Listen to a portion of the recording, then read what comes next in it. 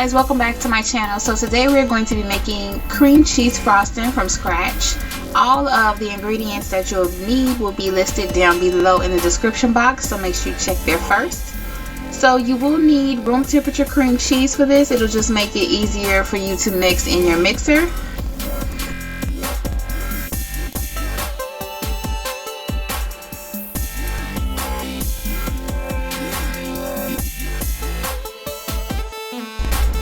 So you can go ahead and turn your stand mixer to high, the highest speed that it will go, just so that way you can cream the cream cheese and make it smooth.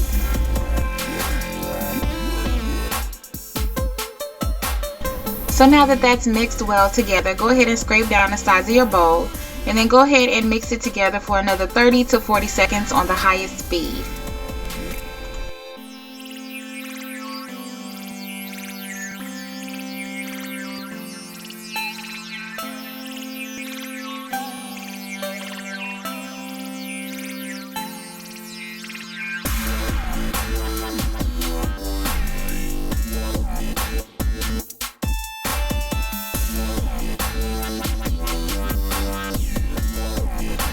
Okay, so now that our cream cheese is mixed well together, we're going to go ahead and add our butter at this stage.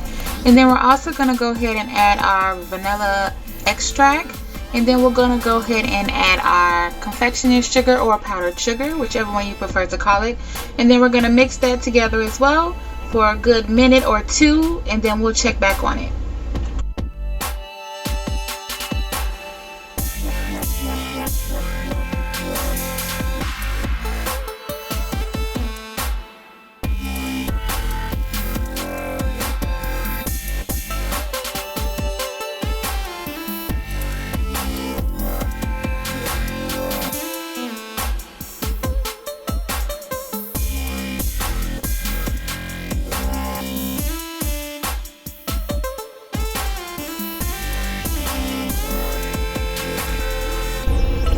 So you will notice that I am using my larger measuring cup, and I'm actually adding 6 cups of confectioner's sugar because I am using a lot of frosting to cover my large red velvet cake. So just measure out how much you'll need according to the size cake that you will be making.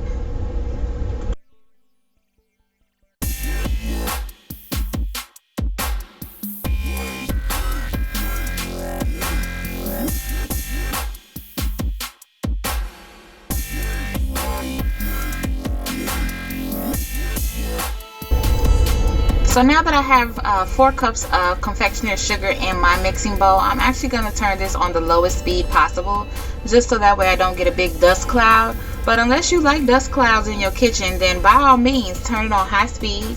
But we're going to go ahead and mix all of these ingredients together, and then we're going to go ahead and turn it on high, so that way it can get a smooth and creamy consistency.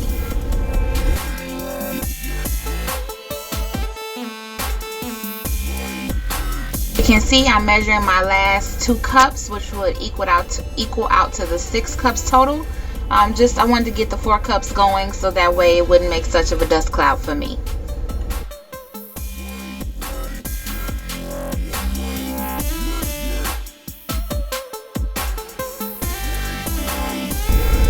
So now that your cream cheese frosting is done, go ahead and just scrape down your paddle attachment and scrape down your bowl. And then of course you have to do a taste test because it wouldn't be right. So that way you can know if you need to add more cream cheese, more vanilla, or more powdered sugar, or whatever the case is. So then go ahead and cream it for another minute or so just to get that smooth consistency again, and then you will be done.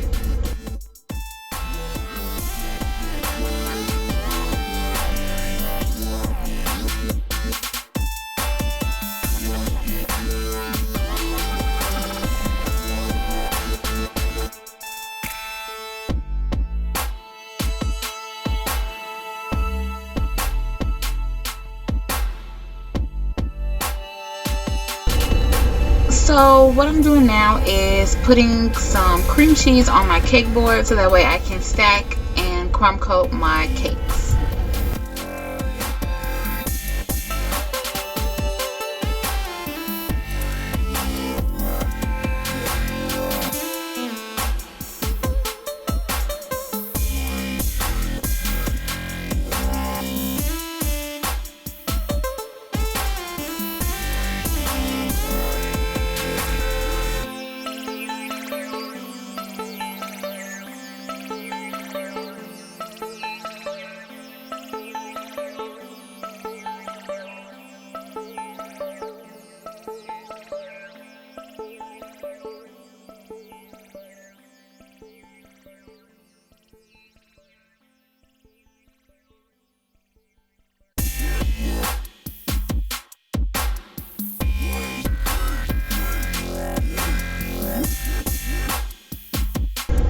So as you can see, I went ahead and put some icing for the middle of my cake, and I'm going to take some white chocolate melts and I'm actually going to put those in the inside of my red velvet cake, just for a little bit of crunch and also for a little bit of taste. So this step is optional, but trust me, it's very good. So I'm just doing this before I add on my top layer.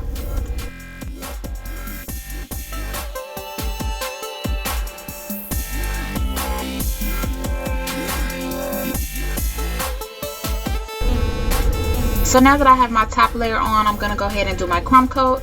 Now for those that don't know what a crumb coat is, it's just basically a thin layer that locks in all the crumbs on your cake. As you can see down on my cake board, because my cake is so moist, you can see all of the crumbs. So you just want to lock those in so that way in your final layer there are no crumbs and it's nice and smooth.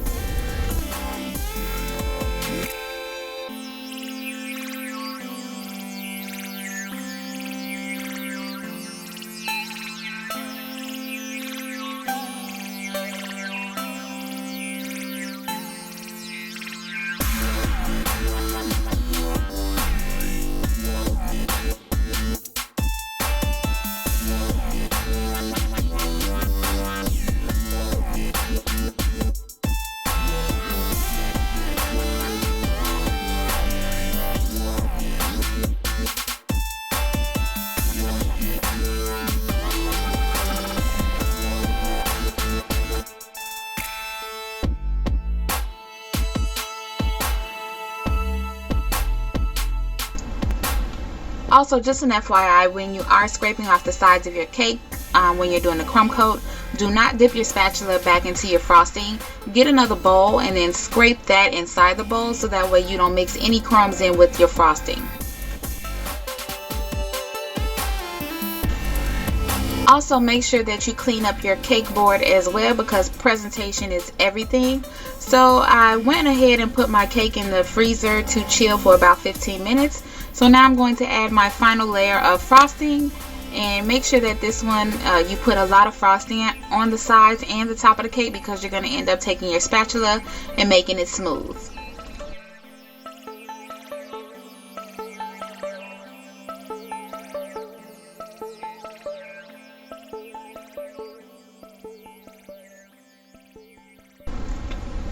So now that your cake is frosted, go ahead and take your spatula. I did run mine underneath hot water, as it does make a difference to make your cake look very smooth.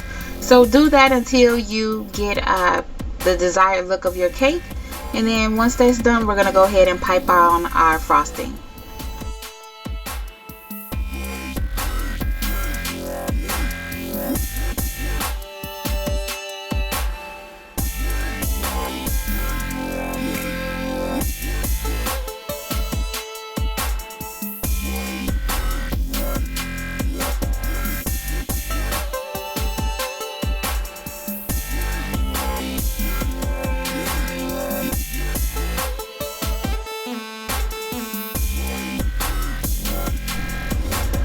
So as you can see, I really didn't touch the top of my cake because I knew that I would be piping a ring around the edges of the cake.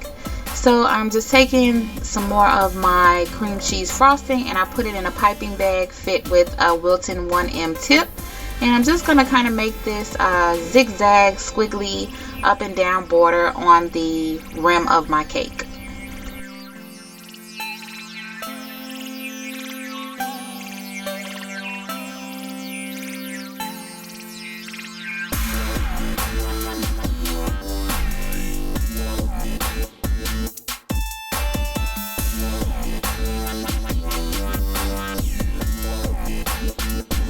Now this next step is optional to you, but I did end up piping a border down on the bottom of my cake as well, just for some added decoration. So this step is totally optional.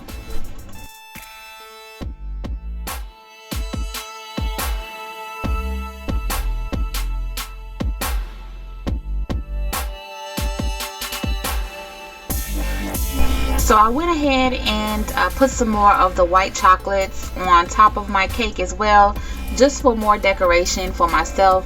Honestly, this cake was very, very good. It's very moist and I will be cutting into it in just a second.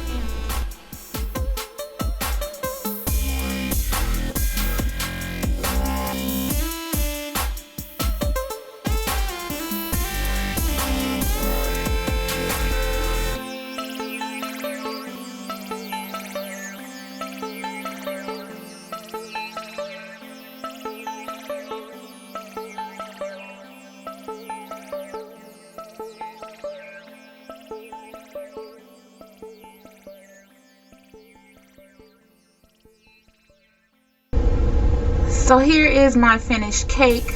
I hope you guys enjoyed, and again, if you haven't seen the recipe on how to create or make this red velvet cake from scratch, I will leave that link down below. And now you know how to make the cream cheese frosting that goes with the red velvet cake, so you'll be all set thanks to me.